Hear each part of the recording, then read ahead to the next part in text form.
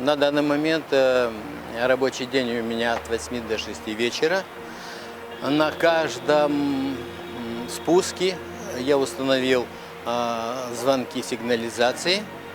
И по вызову я в течение 5 минут с того угла прибегаю сюда.